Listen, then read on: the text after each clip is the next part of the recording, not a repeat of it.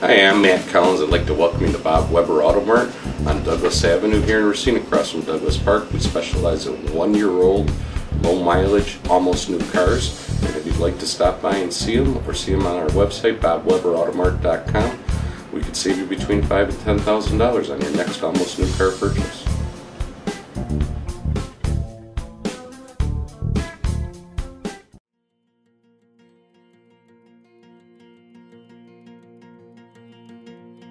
I'm Michael Burke, and this is Money Talks.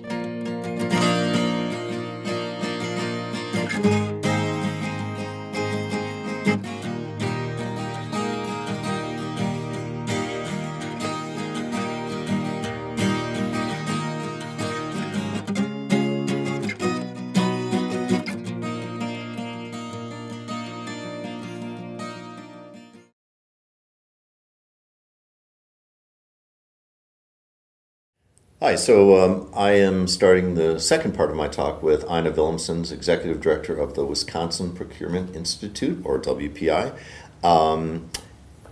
If you missed the first part, I would strongly suggest go back and watch it before you watch part two. So we left off, we were talking about the sort of relative compliance burdens, and you called it infrastructure. So what does a small company typically, I don't know, a company of 30 people or something like that, do they typically need an extra person to have a government contract? Or at what stage do you need extra people? What is a large company like maybe Twin Disc or CNH, how many people do they have additional just because they're doing business with the government? It depends. That's my political answer, right? It depends.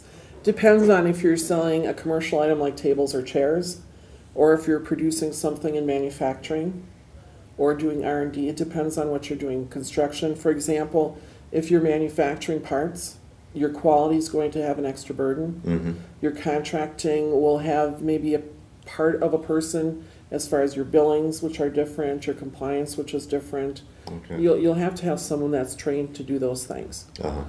So it depends. If it's tables and chairs and you have a contract where you, an online contract where you sell those, the burden is very different. Yeah. So it depends. Lower, I assume, right? But it's very important that the company knows what their burden is, and I should use a different word than burden, but what the responsibility is in order to comply and do a good job and meet the requirements of the government.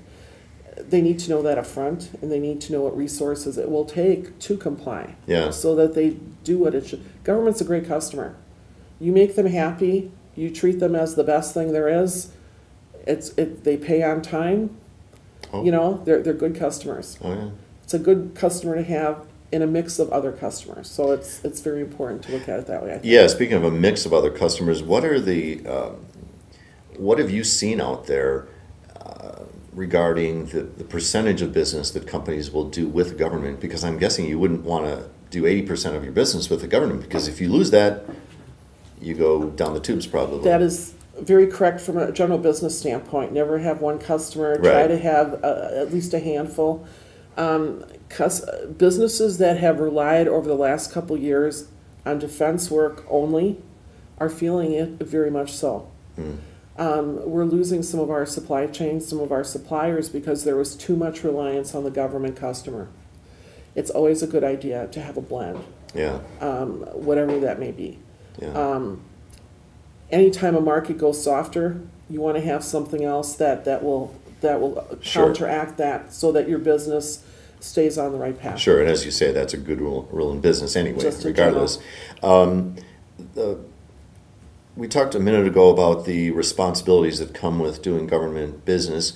I'm guessing there are cases where you're talking with a company, small or whatever it might be, and they're at some point they say, I don't think I can do all that, and they don't take the contract, right? And then that's a good decision. It's a good decision to make that before you get the contract, not after you get the contract. Yeah. And those are things that WPI, I'm sure, can thoroughly discuss with people. That's what we work with, correct. Yeah. You brought some other numbers and examples. Why don't you throw out some more numbers at this point of, for example, you mentioned how much business Racine County does, and we talked a little about Wisconsin, but what are some of the main buyers of goods and services from goods Wisconsin? And services. Yeah. Defense Department is still number one. It has been since our roots with Les Aspin when he was congressman here.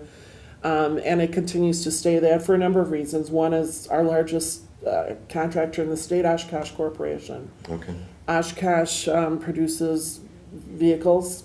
They also, Pierce, that does the fire trucks, is part of the Oshkosh family of businesses. So that's a very dominant producer. Someone who's not in these numbers is Marinette Marine Corporation out of Marinette, Wisconsin.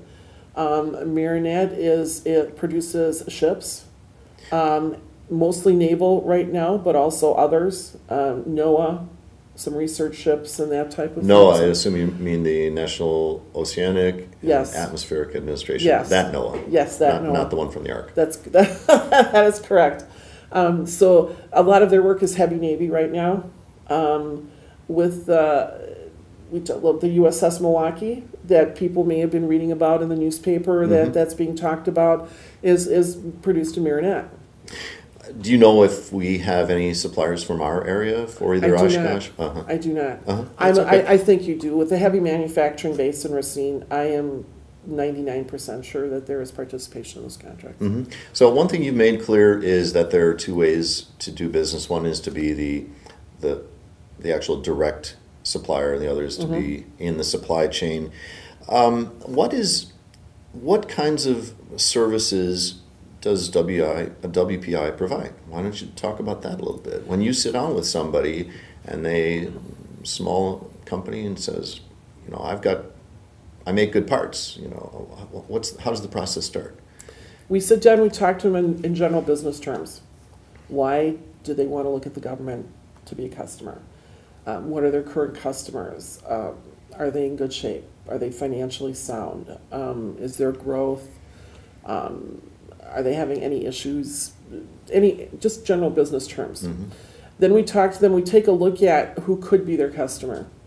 How good a customer could the government be to them based on some basic research? Let's say they're selling chairs, just for an example, and we tell them there's probably 150 other people selling chairs. Can you be competitive? Let's take a look at what's being sold now at what prices. Let's analyze the market space before you take the future steps in. So you have that kind of inventory or database where you can do. see what others are selling chairs for, and they can say, I could meet do. that or I couldn't. And I think going into this with full knowledge is what's very important. Like with any customer or any business decision, there is an investment in this.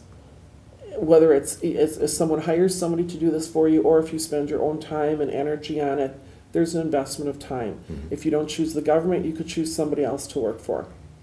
So once the decision is kind of determined that it's a pretty good decision based on some preliminary work, we work with the company to register as a potential contractor. Okay. Very simple process. We look at the small business programs that the government has through the Small Business Administration. The government has a preference in contracting with small businesses.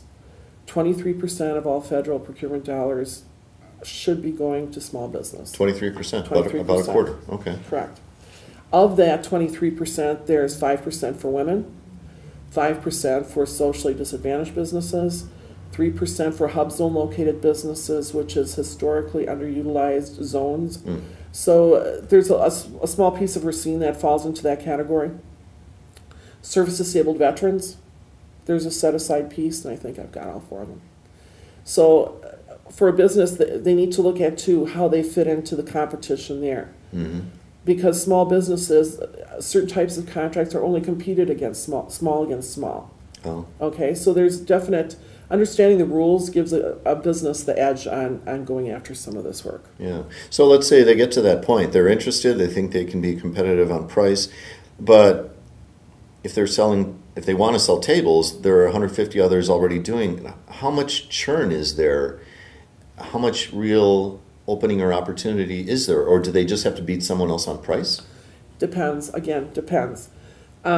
Sales is very important. I think it's a topic that's not discussed much when we're talking about the government marketplace. People assume it's just you bid and you're done. Sales and marketing are very critical.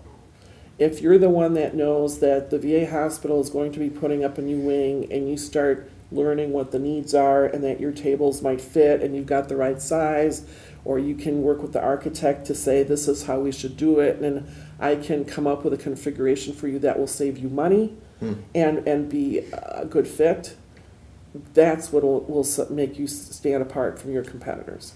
And who, in that example, is the company working with? An architect or And someone it could with be an the architect. government? Or? It could be directly with the government. It's very important for small businesses to get involved in education and in meeting with other suppliers and other contractors, and with buying prime contractors and agencies. They have to get out there. They have to be part of the pool. They can't sit at home and just do it on the website. That works sometimes, but not all the time. So the government has purchasing people who, Correct. at some point, they're having conversations with. Correct. And obviously, your WPI's role, I'm sure, is to make those things happen, or at least guide them to the right people and things Correct. like that. For example, in March, we're working with our counterparts in Illinois and the Society of American Military Engineers to do a large construction conference in Northbrook, just over the border. Wisconsin companies are heavy Excuse me, is that participants for a particular project or just for construction in general? Construction and Okay. related trades, environmental. The buyers from the Corps of Engineers, the VA, EPA, all come to this conference to meet with small businesses. It's a very easy way for a small business to start those dialogues. Oh, yeah. Oh, yeah. How does, I know WPI has a way to sort of calculate its own effectiveness. Why don't you talk about that a little bit? How you issue reports that say there was $3.2 billion worth of business done in Wisconsin, and we think we were responsible for a certain percentage. What was a recent example of that, and how do you calculate that? Well, there's two ways we look at it. One is we look at the calculation of awards won to people we worked with. There we're about 10%, 9 to 10% range, as far as people that have, or companies that have given us credit for helping them get those awards. You're saying 9 to 10% of the total pie of business? in Wisconsin. And they're saying we got that? We help them get that. Yeah, okay. The other is that we help businesses. For example, you asked how we work with the businesses. We also provide a bid matching service. What does that mean? That means that we can set up so that a company can find out each day what opportunities exist for them in the government marketplace. Really? They get an email, the search is done at night. It's a free service to Wisconsin businesses. Wow. We hold about 70 workshops, conferences every year. We teach everything from how to read the regulations and understand them to how to get registered. Today we're doing a session on how a service-disabled veteran-owned business can get registered to work with the government. That doesn't result in a direct contract, but that's supporting the contracting community here in Wisconsin. And your services are free? Free. Our services are free. The funding from Wisconsin Economic Development Corporation and the DOD covers all our activities. Well, why don't we end with ways that potentially interested business in our area could sit down with you or your group and mention any upcoming events. We work out of the Launch Box facility here in downtown Racine. 141 Main 140, Street. yep. I meant to repeat Yep. that. It's And the State and Main building. It's a great place Yeah. for any small business, whether they meet with us or not, to come take a look at it, and Yeah. it's a great place to work. We'll meet, or we'll go to their facilities. We like to do site visits. Oh, yeah. We'll, Okay. It's You'll do it that not way, just too? come and let's sit at a desk. Okay. All right. We'll go out and work with Okay. them and see what their capabilities are from our eyes. Okay. We're scheduling workshops every month at Launchbox, different topics. The first one we have is January, I need my glasses, Okay. January 28th, and it's going to, from 10 to noon, and it will discuss women-owned business certification and opportunities. Okay. The next one we have is scheduled for February 19th, and that's going to address how to sell to the Veterans Administration. Okay. So a lot of purchasing is done out of the VA in Milwaukee. That includes North Chicago, just over the border here, the Toma Hospital, the Upper Peninsula, Iron Mountain has a hospital, all the clinics, a lot of dollars. I believe it's $17 billion are allocated to the VA system. Okay. So a lot of veterans coming back. There's a good business right. opportunity. Well, we have to end it there. Aina Vilumsons from the Wisconsin Procurement Institute. Thanks for being on Money Thank you. Talks. I'm hoping people learned something. I know I did. Thanks for watching. Thanks to my producer, Greg Schaefer. And please check the show out again. Thank you.